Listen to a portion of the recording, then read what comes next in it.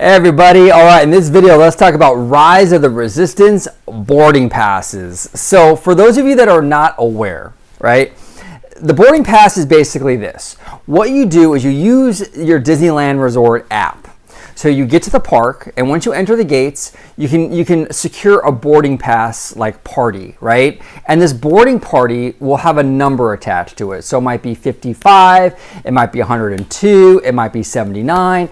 You just don't know, okay? So you get this number, and Disney will send you a notification when it's time for your boarding party to, queue up and line up for Rise of the Resistance. Now, here's my problem with the boarding pass system, and this is all just personal preferences. Some people love this system, and that's great.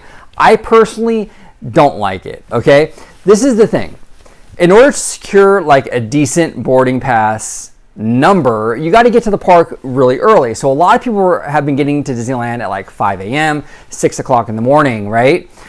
Right before the gates open at 8 o'clock. Once they get in at 8 o'clock, they get their boarding passes and they're ready to go. The problem is that these windows, these 2-hour windows, when they send you your notification to come and ride the ride, it's hours and hours and hours and hours later than when you got your boarding pass, right? So you can arrive to the park at 8 o'clock, do your boarding pass, and not actually ride the attraction until 7:30, 8 o'clock, 9 o'clock at night.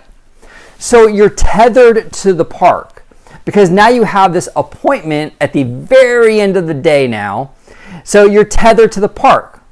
And you have to kill like 13 hours or whatever it is until your boarding pass comes up, okay? Now, a lot of people will love this. A lot of people that come from out of state, or those one-time visitors from out of country, or the people that are just not there all the time, this is a great system for them because they don't have to kill their entire day waiting in line.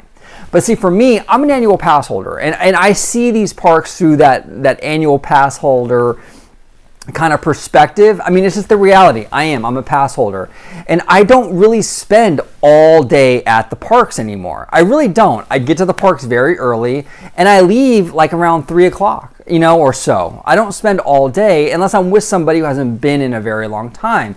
So to have to get to the park at like 6 or 7 a.m. and then not even be able to ride the attraction until like 7 or 8 p.m., for me, that's a pain in the butt. That's a total hassle. Like, I'm killing like 12, 13 hours at the park where I normally wouldn't have to do that.